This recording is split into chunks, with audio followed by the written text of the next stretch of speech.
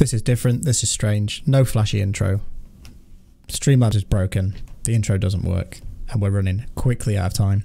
Chunt, just you and I this week. Dan was enjoying a public holiday, or so it seems. We thought he might have, had something unfortunate happen to him, but he's let us know he's okay. He was trying to get here, but we are running quickly out of time, as this is literally recorded in my lunch break.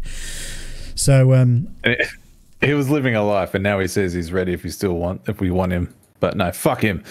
Yeah, we've already clicked go. There's so much to figure out. Yep. So yes, lots of things going on. Lots of things happening. We've been playing video games. That's where we usually start these things. So let's start there nonetheless. Chunt, you and I have probably played some different stuff this week, and maybe some of the same stuff this week. I saw that you were catching up on my my mental gamer score that I managed to achieve last weekend, and then you're hot out of the blocks trying to catch my ass, and you're still a little bit behind though. So what have you been playing, mate? You start us off. Well, I'm over 71,833 game score at the moment, so getting there. I started the week off playing a little game called Skatebird because I saw a trailer for it and it looked hilarious, but it's not. It's so dumb. It's shite. I mean, look, it's probably made by like one or two people and a lot of effort. Cool, whatever. But man, it's rough as hell. I mean, there's not much to it. You're in a bedroom, and it's like a kid's bedroom who's built levels of skate parks for a bird-sized skateboards, and the physics is all over the place. Doing tricks and stuff is pretty hopeless. It's not worth your time. I just thought I played it, and then the next day Xbox ANZ started streaming it for some stupid reason. I was like, why out of all the Game Pass games that are out at the moment, why did you choose to start streaming that one? But anyway, so I quickly and promptly uninstalled it. After that, I tried playing I Am a Fish, whatever it is, because I saw the trailer, and again I thought it looked hilarious and I wanted to try it. I installed the game and booted it up, but I couldn't get past the title screen. It says press any button to continue or whatever. I pressed literally every button on the controller, nothing. So I hard quit the game and booted it up again, same problem, promptly uninstalled it.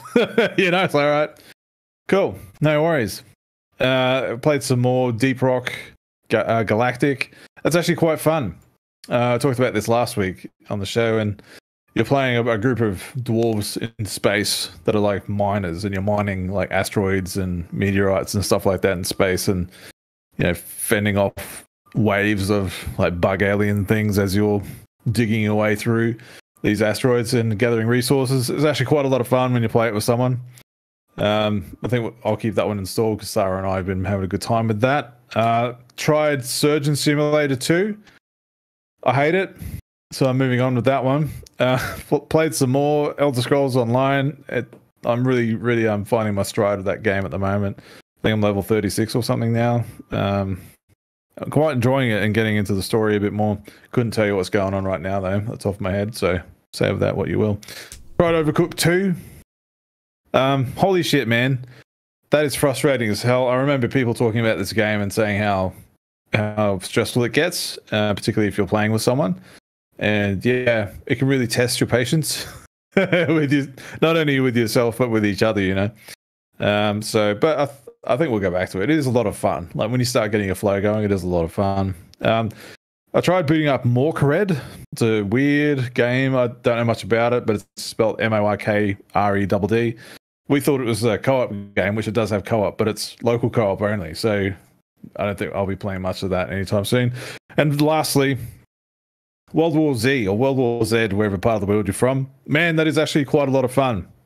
I didn't expect it to be as fun and as polished and feature-filled as it is. We played a lot of that today and yesterday. So I can see us going through all the episodes on that one. So yeah, that's all I've been playing. Yes, done. That is some video games. I did try to play the Skatebird thing. I had a similar issue to what you were having with I Am Fish, so I tried to boot it on PC because I basically, a lot of the Game Pass stuff I'll just have on there, and then my Xbox I don't need to clutter the hard drive with it. And I couldn't get past the title screen on there. It just wasn't happening, so I quickly shut it down. There's been a few like releases this week, so I've been more focused on that. I started Kenna Bridge of Spirits, and man, is that pretty. What a video game. Very happy that I'm playing that on PC. It runs phenomenally well. The art style itself kind of lends the credence that you don't need. It's almost like you don't need a super powerful rig to run it. Do you know what I mean? So I can see why, like, I have seen some issues on PlayStation. There's some people saying about frame stutter, etc. Even on the PlayStation 5, which I find mind-blowing because it's actually not that intensive to run. The story so far has been really cool. I just feel a bit like a Zelda-like, or Zelda-ish, like. Some puzzles in it that so far are not too difficult. Combat is fun. Reminds me of a old school like GameCube, PlayStation 2 kind of era flow of combat, but it kind of just looks excellent. Heard people banding around, that it's a real next gen title. It's not. It's out on last gen. There's a reason for that. It kind of shows that it doesn't need to be this gen specific and throwing all these buzzwords around. But man, for the first game, Ember Lab have done something pretty special. So I'm excited to get through more of that. I said I'm only a few hours in at the minute. Intrigued by the story, where it's kind of heading. Just had kind of my first platforming kind of puzzles to deal with, which were fun to figure out, so keen to get to more of that. The EA Play 10-hour trial of this year's FIFA was this week as well. That came out on like Wednesday, so I've gutted that for all of its worth. I think I'm pretty much through my 10 hours, and the main game releases either on Monday for people who are stupid enough to spend an extra like £20 on the Ultimate Edition to get early access, or next Friday for Tom, Dick and Harry over there. So they are where I spent most of my time this week. I did, since we've last spoke, obviously, because I wasn't on last week. I played a shit ton of Conan Exiles. Like, I think you'd get quite a kick out of that, Chunt, actually. I have a story to tell you about that, but continue. You tell me your story about it, because that's the only other thing that I really played. Okay. Well, yeah, I have actually played it. Sarah and I gave it a go, and I can see the appeal. I was getting to a point where I was enjoying my time with it, and then I died. And then you like start over from nothing again. I was like, oh, it's one of these games. I hate it. And then we tried it a few more cycles, and we both got to the point where like we died a few more times, and we just had to start from scratch again. And we're like, yeah, no, we uninstalled it straight away, and we're done with it. It looked cool, man. Like, I was so ready to be cool with this game, and the trailers looked sweet, the game looked cool, and mechanically it was pretty fun. But yeah, I can't deal with that, man. I don't have the time or patience to waste with games that do that to me. Yeah, sorry. No, fair enough. I don't think it's for everyone per se. Do you know what I mean? Yes. But I didn't play it too much longer than, like, I played it quite a lot over a weekend, where something kind of hooks you and then something else comes out and you forget about it. The only other thing that I've played a lot of Trials of Osiris in Destiny. That is back to like peak Trials. Like they've fixed progression, so you don't feel like even if you're getting like absolutely slammed, you're not making any progress. Like you actually do have progress, and you can earn gear. And I didn't manage to go flawless last weekend, but I did manage to get my 7 wins, which gives you your pinnacle rewards and stuff like that. So really cool to see that happening. Fucking hell, is it good to play Destiny on PC again? Like frames for him to win video games. Anyway, we haven't really planned a show this week because this was kind of a last minute, like, let's just jump on and talk about like what video games we've played. Nintendo did a thing. I watched it literally falling asleep last night. It wasn't until like 11 p.m. or something UK time, and there was some pretty cool stuff in there. I'm going to pick my favourite bit out because I said we've not really planned, like, and I've not watched it verbatim through to go, oh, hey, this was this was that, which, to be fair, I want us to steer away from anyway and just have more of a conversation. So the thing that really stood out for me was the enhancements to the Nintendo Online thing, bringing Nintendo 64 games. So we are getting Ocarina, Majora's Mask, etc., which is cool for the kind of the year of Zelda that we're in at the moment. My one issue there is they are selling a live service that now has an expansion pass, which I get, you can have Game Pass, you can have Game Pass Ultimate, like, yeah, you can do these things, but like Nintendo just go, this is Nintendo Switch Online, and this is Nintendo Switch Online plus expansion pass. How Japanese do you want to get about it? They didn't price that, they just said it's coming later. Was it October? Late October they stated it was coming out, so We'll tell you more about prices and region-specific stuff later on. What do you reckon they're going to tack on to the end of that? A month? I could probably see an extra $5 to $10, like Australian. Like, it's already $30 or something Australian for a year. Like, it's not like that's not going to break your bank or anything. So if it's like, say, 40 to 50 a year, and you've got an ever-growing catalog, I could see people being happy with that. Yeah, I think they'll stick maybe 10. 10 I can see being like a reasonable stick on the end of it, just to go, it's an extra $10 a year and you get this. So game wise, we finally saw Bayonetta. That was pretty cool to finally see that it's real, because I think people were getting really pissed off last time. It was like, hey, why haven't we seen any more of this yet? Like, you showed it like years ago. It's looking in pretty good shape. Have you any kind of dealings or history with the franchise? You keen on it? The trailer looked cool, like the gameplay wise, like what they showed of it looked pretty sick, like, and the big beasts and stuff. Like, I'm not so savvy with the Bayonetta franchise, like I'm aware of it. I've got, I think, the first 2 games or something for free at some point on Xbox somewhere, but I've yet to play them. But man, I get the appeal. The banter online leading up to this, I was wondering if they were going to show it at all, because there is a lot of like frustration online with people, particularly Nintendo games in general, that I've noticed, where they've announced stuff way too early and they're like leaving your fans waiting, like Metroid Prime 4, whatever. Like, that's what's happening with that. No one's heard shit since. And Metroid Dread was something out of nowhere, but still people wanted to know more about it. But Bayonetta was something that I think was announced way too early, and Platinum Games even admitted as much, like this month at some point.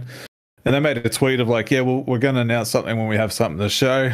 And here we are. But if you notice in the gameplay trailer, she says something and winks to the camera as like a knowing kind of, I think that was like I don't even know if that's going to be in the full game or not, but I noticed what she said there was speaking directly to those people. That was one of those moments. I'm like, okay, that's pretty cool. Like, all right, fine.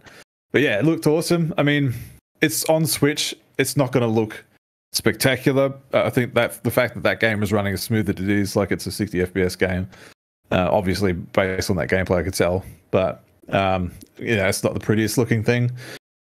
Sure, it's probably got another year to go. I mean, it says 2022. It's probably way out, but yeah, cool, man. I think fans of the series should be pretty excited for that one. I mean, if it got me kind of keen looking at those giant beasts and shit that they're fighting like kaiju size shit. I mean, that's not in the other ones as far as I know, so it's kind of a new thing. But yeah, man, that was probably the coolest thing to top it off with. And the dude at the end of the trailer, that looks very much like a Virgil-esque kind of character from Devil May Cry. So I don't know what that's about, but he did slash the 2022 date off the screen, so I don't know if that means it's in flux or if that's not actually when it's coming out. Maybe it's another trailer later on. It comes out this year. I don't know. I'm just surmising at this point, but yeah, very cool. It does look like a. We know what those games are. Do you know what I mean? I mean, Bayonetta 2 was labeled a masterpiece. It got 10s everywhere, so we know what the studio are capable of. I think it'll be worth waiting for, which I think, as you're saying, was that kind of a little elusive nod to like those critics. It's like it's worth waiting for, like kind of vibes. I didn't see anything else through the actual event that I was like, holy shit, this is amazing. Like Splatoon 3 looks like more Splatoon, which I'm keen for. It looks like they're taking some cues out of RPGs and kind of the always online kind of stuff, recustomization, etc. So I'm wondering if this will kind of be the platform that is Splatoon going forward. I really enjoyed Splatoon 2. It was very fun. It's still nice to return to every now and then now, like and just play every now and then. But nothing else really kind of kicked me in the face and was like, wow, this is unbelievable. Like, I totally want to play this. Is there anything from the remainder that we've not touched on that you thought, oh, this is cool? Well, I thought Metroid Dread, the showing, the 5 seconds of it. Yeah, the announcement of an announcement. Yeah, I mean, they did the same with what was the other game they did an announcement within that? There's Animal Crossing and oh shit, I totally drew a blank. Oh, the last Smash Brothers announcement with Shigeru. No, what's his name? No, whoever, the fucking guy that made Smash. He's got his last Smash Direct coming out, revealing the final character announcement for that. So it's in 2 weeks. But Metroid Dread looked really sick, and it looks like it's running so much better from the previous showing that they did. It's heaps smooth. The online thing you're talking about with the expansion pack, like they're releasing 2 controllers that are coming up for that. The 64 controller, which I think is pretty cool, even though I hate it. It's the worst controller ever made as far as I'm concerned. But the Mega Drive controller, holy shit, I want that. Because all I need to do is you can get these little Bluetooth receivers that you can plug into your original console, like the 9091 console, and you can use Bluetooth controllers with it. So once that comes out, hot damn, I'm going to buy one, and I'm going to get one of those receivers so I can play it on my hardware. The other thing that really stood out to me, I mean, the Final Fantasy kart game, the Chocobo GP or whatever. I mean, if you're a Final Fantasy fan, I can see why you'd probably be into that. It looks. I'm just in a bit of a kart mode, man. I've been playing Team Sonic Racing the last couple of weeks because Sonic Colors came out. I was in a Sonic mode, and if you're a Final Fantasy fan, you've got this Chocobo GP kart racing game full of Final Fantasy characters and stuff. Cool if you're into it. You know how I haven't played Mario Golf yet? Yep. I still haven't played that. Well, that's getting 2 new characters and like 3 or 4 new courses in a second update. So apparently it's been updated since I bought it. So at least there'll be more content for it when I get there. What's another thing? I'm just running through the updates. Bayonetta, we talked about that. Oh, fuck, was it? Kirby and the Forgotten Land. Holy shit, that looks sick. Like, I'm not really a Kirby fan, but I've always kind of wanted to be. Yeah. I just think he's like it's just one of those little characters in the games just look like so cheery and fun, and just it's like those games you can just play and forget about how much the world is just screwed, and you just have these colorful, like, funny characters and shit. But this is like the first Kirby game that's like a 3D platformer type experience, and I've always kind of wondered, like, why doesn't he have one of those? Kirby's always seemed to be like every child's first platformer or whatever, and that's what the creator was kind of trying to do, like make it as accessible as possible, but as adorable as shit. But there is a challenge to it, and this game, man, I didn't know what the trailer was showing me before. Like, I thought, do I recognize the fonts on those traffic light signs and shit around the city? And then you got Kirby waking up in the middle of his face full of sand, and where the hell did he come from? And yeah, just showing what the world looks like and the traversal, and you can still, suck in the dudes and gain their powers and stuff, and free roaming. So Kirby's needed a game like this for ages. I think this will be like the first Kirby game I think I might actually buy. 2022, spring 2022. Like, I'm pretty excited for that one. Along with everything else that's coming out next year. Yeah, I know, right? But look, I mean, Mario Party's got updates coming out the wazoo. There's a couple of Dying Light games, but I mean, those are the only things I really was excited about. But then you've got the Mario movie update for that, which I cringe pretty hard on. Yeah. So, like, you saw that news, right? Like, you watched that part? Yeah. I was watching as they were announcing kind of the cast and stuff, and I was just like kind of shaking my head, being like, "Oh, do we really need like a Mario movie?" But I guess there's appetite for it, otherwise it would not be getting made. Yeah, well, like, it's interesting. I find this interesting in particular because the old movie, like the other Mario movie that came out in the 90s, that's finally getting a Blu-ray. Yes. Like, it's coming. It's got a Blu-ray release, right? And it's finally getting a Blu-ray release out here in Australia in October, which I've been keenly watching for, because I watched that movie not so long ago, and it's aged retroactively awesome. Like, I remember hating it and not understanding it when I was a kid, going, "What? This is not it. Like, this is not Mario. What?" But when I watched it with mature eyes, in the passage of time, I looked at it and I was like, wow, that's really cool. Like, the concept that they pulled out of Mario and turned it into that was like, okay, I actually quite enjoyed it, to the point where I'm like, damn, I want this. Like, I want this on Blu-ray. Thank you very much. So I'll be picking that up. But now, like, what they've got here, like, when they announced the cast, right? Like, I'm looking at a list here: Chris Pratt playing Mario, Anya Taylor-Joy playing Peach, Charlie Day as Luigi, Jack Black as Bowser. Like, Keegan, what's his name? Keegan Michael Key as Toad, Seth Rogen as Donkey Kong. Like, it just keeps going, and I was just like cringing because I already had an idea of what this was going to be, where you can expect, like, if you've watched any of those troll type, the movie Troll, Despicable Me, Madagascar, like those kind of movies where you've got the same kind of cookie cutter trailer that comes out, where it's like some pop song that's popular 5 years ago or something. There's a fart joke in there. The music stops at an appropriate time for a comedic effect. There's just irrelevant jokes in the trailer, like jokes that kids might understand. I'm just, with the cast and the studio that's making it, I already kind of went, shit, I already know what this is. I hope I'm wrong. But that was my take from it, going, oh God, like I really want to like this. But then as soon as they started revealing who's in it, I was like, oh God, why? Like, Charles Martinet is in this. He's a voice actor for Mario for like the last, 1,000 years. He's forever. But he's in it, but he's currently as unspecified roles. And I was like, why can't you just put him as Mario? And maybe tone down the "it's a me, Mario" like stuff a bit, and make him a bit more of a intelligible character.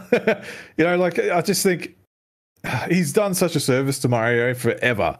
Everybody knows, or not everybody, but those that are a fan of Mario know that guy and know that he's the voice. And I just think it's such a disservice, in my opinion, to be going to recast him as some Chris Pratt-ish type dude just because Shigeru Miyamoto was like, Chris Pratt is so cool. Like, all right, and like, what is he lend to this? Like, are we going to get the "It's a Me" Marios like that everybody loves, or the Wahoos and stuff like that, or are we going to get the Chris Pratt quips and shit? That's not Mario, man. Like, I'm ready to be wrong, but at the same time, I'm like, man, what they presented so far, it just makes me worried about this movie, and I don't think it's going to be the movie that Mario fans want, man.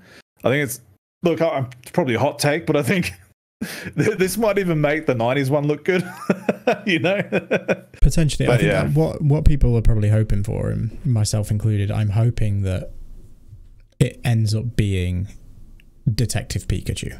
Do you know what I mean? Like, it's like that got cast, and it's like, oh, you cast Ryan Reynolds as Pikachu because Ryan Reynolds is hot right now and he's good as Deadpool and he's great with like It's like, but Pikachu isn't quippy. No. But he pulled it off. That film actually ended up being better than it had any right to be. And the same thing happened with Sonic in the end. It got a lot of backlash through production, but it wound up doing that well that they're making another one. Do you know what I mean? So it's like, I'm trying to look at it with that lens. But I think the disservice, as you said, if it's not going to be live action, then why can the original voice cast not be it? Do you know what I mean? Like, it's iconic, but hopefully it just basically ushers Mario into a new generation or something along those lines. But I'm sure we'll find out next Christmas, apparently. So it's obviously pretty far through production. Yeah. But that was a Nintendo. So Nintendo did those things. I don't know if anything else happened this week, other than, Diablo 2 Resurrected came out. I still can't bring myself to buy it because I won't give Activision money. It's just like I genuinely can't do it. It's like, why would I fill the pockets of some shit house when they've already got enough of it? Which is a shame, right? Because it looks awesome. Yeah, it looks like they've been really faithful to it. And I know both you and I played Diablo 3 like the hell out of it on Xbox. So it would have been cool to kind of have that to go into, but no, it's not happening. It's not working for me. Can't bring myself to do it. More games and stuff coming out. I know I said to you about like New World's out very soon, which I'm really keen to jump back into after enjoying my time with the beta, which would have been, I think that was after you guys recorded last week that they had a weekend beta thing. So that was pretty good. Really looking forward to jumping into that. But there's not been Halo Infinite. That's where I was going. I was like, so Halo Infinite's kind of the thing this weekend, and probably quite fittingly, Dan's not here for this bit, but me and you can kind of nerd out a little bit around it. So we're both in. We both registered to join the beta. I've got it installed both on PC and Xbox. I will try it on both. What are you hoping to get out of this experience? Because this weekend is Arena, and next weekend is Arena and Big Team Battle. So what do you want to come away with? I mean, I know we've harped on it about Halo a bit, but what do you want to kind of pick your controller up and feel when you first get into Infinite? I just want it to feel like the Halo I loved, right? Like Halo 5 is great and plays great, feels great, but it wasn't Halo. You know, it felt too like a modern day shooter, like all the other ones. That was my feeling of it. Like, yeah, it feels great, but it just didn't feel like Halo. And like, since recently going through all the other games through the Master Chief Collection with Sarah, and I could find the changes again, like I knew, like I was like, wow, okay, I could see the progression of change here and like how it's gone over time, and I know where I want it to be. Like, it needs to be around Halo 2, Halo 3. It needs to feel like that. I loved Halo 4. That's probably one of my top 2 games, but when you really look back at it, like those of us who grew up with Halo or whatever, the heyday of it was Halo 2 and 3. And going back and playing those games, you just have to go, yep, this is it. This is what it looks like. This is what it feels like. And if I can get that kind of feeling back, even just through multiplayer and just playing the controls, I'm going to get hosed. I know that. But if I can at least get a sense of the controls, I know how the campaign might feel, and I'll be like, yeah, I'll feel positive about that. But, you know, I used to love playing multiplayer. That was like my go-to for a long time, and I want that back. You know, like if I like Destiny, right? But I can't. It's got so much shit in it, you know, that I can't get into it. And like we've spoken about at length previously. But if Halo Infinite can give me that as my like jump in, jump out kind of game for a few matches. Gears 5, I tried that, but the progression stuff I couldn't really get into too much. But Halo is one of those things where you can just jump in for a quick match and bounce. So yeah. I'm looking forward to that. That's if I can walk away from this with knowing at least some clarification on what to expect, then that's all I want. But we'll see. How do you feel about the progression style with it?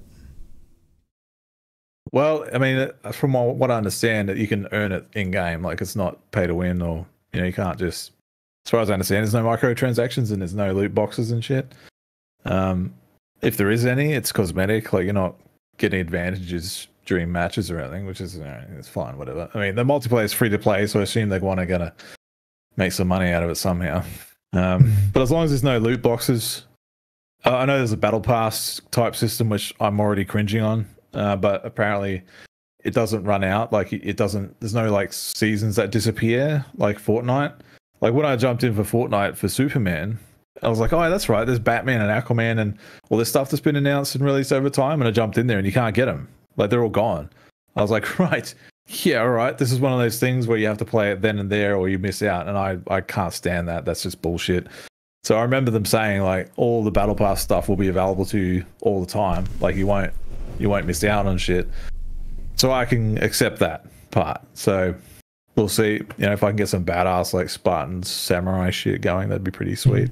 But I think the thing people are really annoyed at re-progression is there's no match XP. Do you know what I mean? You don't just get experience for playing. You actually have to complete challenges to move your battle pass along. Oh, and it's that. It's like, well, for those people who like, they do that in most modern shows. So like Fortnite does it. It's like, if you complete this challenge, you get a shit ton of experience towards your battle pass. But the thing is, every time you eliminate someone, you get experience. Every time you finish a match, you get experience. And then when you complete challenges, and it stacks. Do you know what I mean? It starts to flow. So I think that's quite a that's either going to go one way or another. I can see them walking that back. Master Chief Collection has the same kind of progression, though. You only really progress if you complete challenges, but they do have match completion experience. I'm nearly certain of it, because I'm just trying to think of how I haven't played enough. Well, Gears 5 had the same thing. They had the same battle pass where you gain XP, but if you did XYZ on your like tour, they called it, list, you'll get extra. You got extra. Yeah, you get extra stars and shit, and then it'll just replace with some other tasks to do. And some of it's like, I never play those modes. I don't want to play those modes, and now I'm like gimped for progression. So if it's like that, like, well, I'm already hating it, but I'll deal with it, I guess. We'll see. We'll see where we can get to. Well, I mean, I'm one of those suckers that pre-ordered the bloody Steelbook limited edition. Even when it's just in Game Pass, you blow my mind, mate. You blow my mind. I know, but yeah, I'm a problematic man. Yes. Yeah, problematic, and I'm sure you'll enjoy it. So yeah, we should try and hop in at some point together this weekend, if at all logistically possible. I'm going to try out the firing range thing. I do want to see kind of how, get the feel for it that way. You can jump in with the bots and just see how that. I think they said that that's still part of this flight. But Arena is kind of where all of the sweaty monsters are going to be, and I have been, as I said, playing Trials of Osiris in Destiny, so I've got a bit of that competitive muscle memory going on at the moment. So hopefully it does feel good to play.